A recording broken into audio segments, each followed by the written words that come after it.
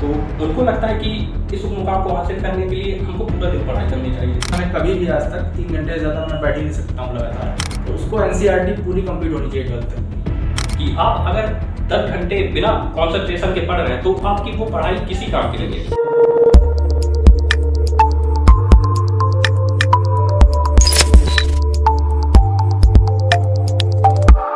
नमस्कार दोस्तों, मेरा नाम है आकाश और आज मैं आपको इस वीडियो में जिन शख्स से मिलाने वाला हूं, उन्होंने यूपीएससी असिस्टेंट कमिश्नर पीएफ में ऑल ऑफ इंडिया रैंक 20 हासिल करके देश में अपना नाम और अपने माता पिता और गुरुजनों का नाम रोशन किया है। और आज हम इसी वीडियो में उन्हीं से जानेंगे कि उन्होंने इस प्रिपरेशन के दौरान किस स्ट्रेटेजी को फॉलो किया है, ताकि आप लोग भी अपनी प्रिपरेशन में इसी स्ट्रेटेजी को फॉलो करके सफलता को हासिल कर सके। और साथ ही में हम उनसे ये जानेंगे कि उन्होंने अपनी प्रिपरेशन के दौरान क्या गलतियां नहीं की है, मेक श्योर जिससे आपको भी अपनी प्रिपरेशन के दौरान उन गलतियों को नहीं करना है।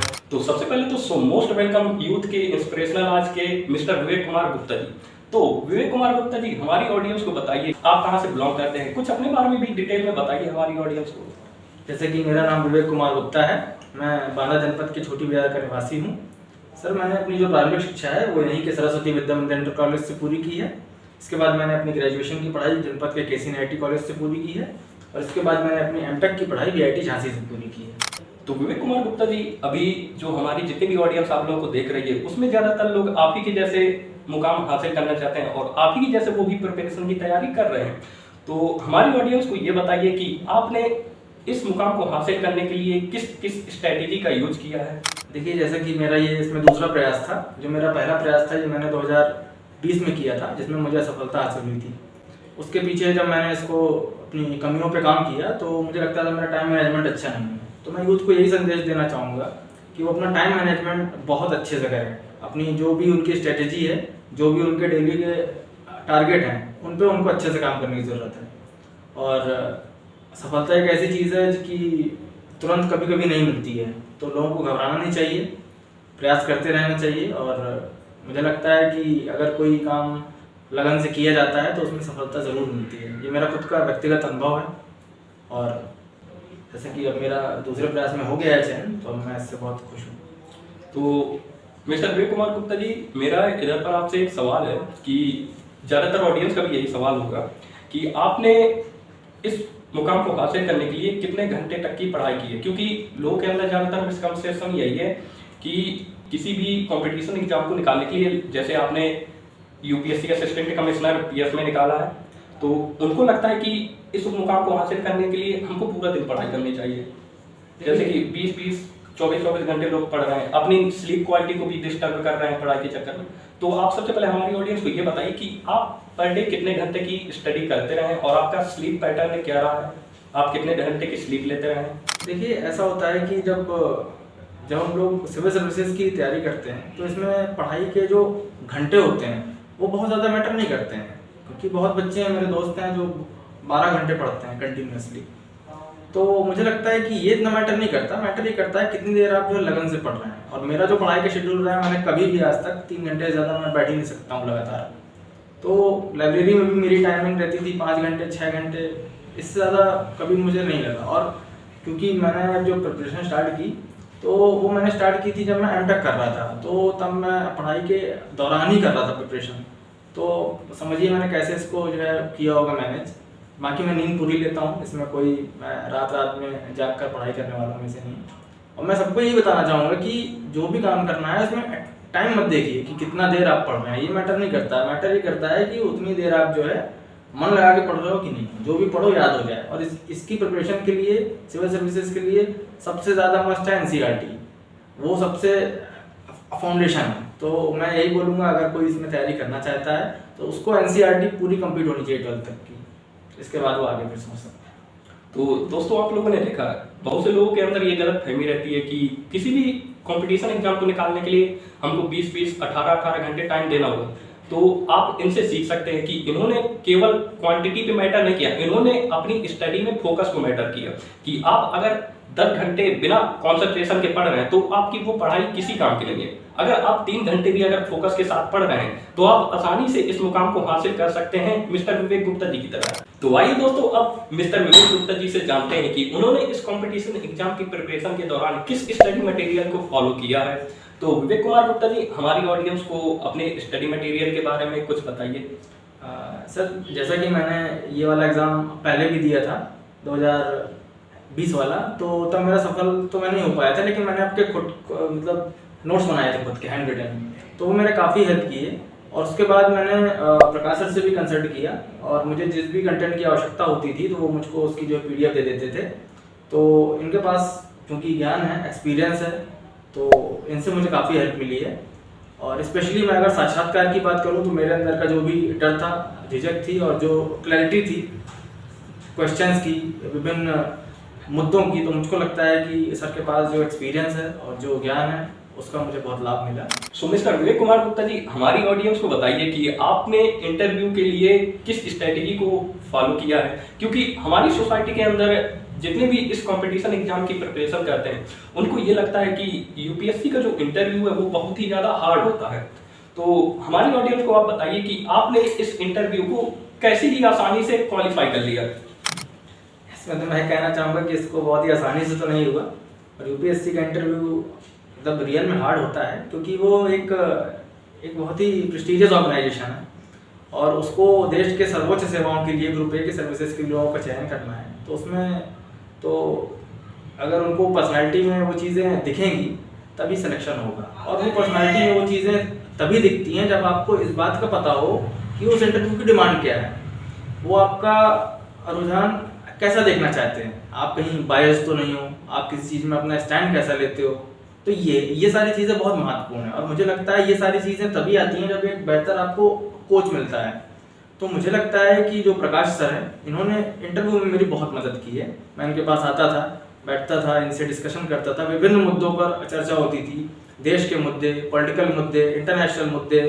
मैं यहाँ पर एक चीज़ और ये कहना चाहूँगा कि जो यूपीएससी इंटरव्यू है उसकी जो डिमांड है वो ऐसी है कि जो सोसाइटी की जो सोच है, जो सोसाइटी का जो पहले से परसेप्शन है उससे काफ़ी डिफरेंट है। यूपीएससी एक बेहतर इंसान चाहता है जो कि बायस्ड ना हो किसी भी चीज़ के प्रति, लेकिन हमारी सोसाइटी का माइंडसेट ऐसा नहीं होता है। तो इन चीज़ों की समझ हम लोग को नहीं आती, क्योंकि हम सोसाइटी में बहुत ज़्यादा घुले मिले होते हैं। तो मुझे लगता है कि मैं प्रकाश सर के पास आया और मैंने इनसे चीज़ों पे डिस्कशन किया, तो मैं कई बार बहुत गलत स्टैंड ले लेता था, इन्होंने मुझको करेक्ट किया, कई चीज़ों में समझ को डेवलप किया, जिससे मेरे अंदर एक कॉन्फिडेंस आया। जब मैं इंटरव्यू देने जा रहा था तो मुझे कॉन्फिडेंस था कि किसी भी एंगल से क्वेश्चन आएंगे तो मैं उनको डिफेंड कर लूँगा, और मुझे क्या स्टैंड लेना है ये मुझे पहले से ही तैयार था। तो मैं ये कहना चाहूँगा कि सर को बहुत योगदान है सर का, जो मेरा इसमें सिलेक्शन हुआ। तो मिस्टर विकास गुप्ता जी, अब हमारी ऑडियंस को ये बताइए किन किन लोगों का योगदान रहा है आपकी सफलता में, आप अपनी सफलता का श्रेय किन किन लोगों को देना चाहते हैं। देखिए, सफलता का श्रेय तो जैसा कि सबसे पहले तो हर व्यक्ति अपने माता पिता को देता है, वैसे ही मैं भी अपने माता पिता को ही देता हूँ। इसके अलावा जो पूर्वज हैं उनका आशीर्वाद रहता है, ईश्वर का आशीर्वाद रहता है, और इसके अलावा मैं मानता हूँ कि गुरुजन होते हैं जो हमें टीच करते हैं, गाइड करते हैं, उनका भी बहुत बड़ा योगदान होता है। तो प्रकाश सर, जिन्होंने मुझे इंटरव्यू के लिए बहुत गाइडेंस दी, एक रास्ता दिखाया और क्लैरिटी दी जो मेरे कॉन्सेप्ट थे, तो मुझे लगता है कि इनका बहुत बड़ा श्रेय। तो दोस्तों आइए प्रकाश सर से ही जानते हैं कि जो लोग भी इस कंपटीशन एग्जाम की प्रिपरेशन कर रहे हैं उनके लिए वो कुछ मैसेज देना चाहते हैं। विवेक का जहाँ तक सवाल है, विवेक बहुत ही होनहार बच्चा था भी, और आपके सामने में रिजल्ट है ही। और जब 2020 में इसका पहले अटेम्प्ट में नहीं हो पाया तो ये मेरे पास हमसे मिले थे, तो इनके जो जो कमियां थी उन कमियों को मैंने फोकस किया और फोकस करके उन जगहों पे सुधार करने की कोशिश की, और ये काफ़ी तेज़ी से सीखने की क्षमता थी इनमें। जो भी चीज़ें मैंने कहा उनका वो इन्होंने किया, और इंटरव्यू में विशेष तौर पे ये बहुत ज़्यादा डरे हुए थे, क्योंकि मॉक इंटरव्यू जब मैंने लिया इनका पहली बार तो ये इतने ज़्यादा घबराए हुए थे कि पसीने पसीने हो गए थे। तो फिर मैंने इनको संभाला और धीरे धीरे करके इनको इस लेवल पे इनको ले गया कि इसके बाद वो जाने कितने इंटरव्यू फेस किए, कोशिश मॉक इंटरव्यू भी ऑर्गेनाइज हुआ, उसमें ये बिल्कुल ही बेहतर बने रहे। और कॉन्सेप्ट जैसा कि समाज में जो लोगों पे चल रहे हैं, समाज के हिसाब से चीज़ें कुछ और हैं और यूपीएससी कुछ और मांग रहा है, ये चीज़ विद्यार्थी नहीं समझते। जहाँ तक इस एग्ज़ाम के संघ लोक सेवा आयोग के तैयारी की बात है, तो मैं आप सभी लोगों को ये सलाह देना चाहूँगा कि मिलिए सभी लोगों से, सलाह सभी लोगों से लीजिए, लेकिन आपको अपना स्टैंड लेना आना चाहिए और हर किसी की सलाह के पीछे न चल दीजिए। आप दुनिया में किसी एक इंसान ऐसे को बनाइए जिसकी सलाह को आप 100% माने और आपको ये भरोसा हो कि ये आपको वो सही सलाह दे रहे हैं। लोग क्या करते हैं कि जितने प्रकार के लोग मिलते हैं वो जो सलाह देते हैं उसी ओर चल देते हैं। इसका नतीजा होता है कि वो कहीं नहीं पहुंचते, क्योंकि 10 प्रकार के लोग मिले या 10 दिशा में चल दिए तो वो कहीं नहीं पहुंचते, क्योंकि दिशाएं बदलती रहती हैं। इसीलिए आप किसी एक पे भरोसा करें और उसी भरोसे पे चलें और बार बार अपना रास्ता ना बदलें।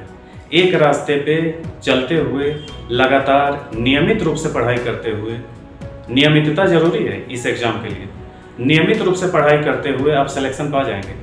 कोई व्यक्ति 18 घंटे पढ़ रहा है और हफ्ते में 1 दिन 2 दिन पढ़ रहा है, उसके बजाय जो व्यक्ति 3 घंटे 4 घंटे जैसे विवेक पढ़ रहा है और नियमित रूप से पढ़ा तो वो जल्दी सेलेक्ट हो जाएगा।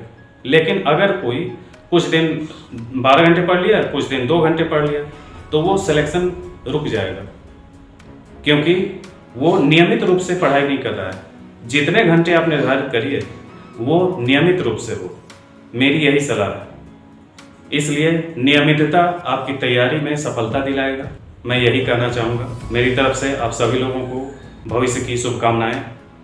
और आप अगर हमसे जुड़ते हैं, आपको कोई सलाह चाहिए, तो मेरा चैनल है। ऑफलाइन में मैं प्रकाश IAS अकेडमी चलाता हूँ, ऑनलाइन में द विजार्ड स्टडीज मैं चलाता हूँ। तो दोनों मेरे ही हैं और दोनों तरीके से ऑनलाइन ऑफलाइन हर तरीके से मैं उपलब्ध हूँ।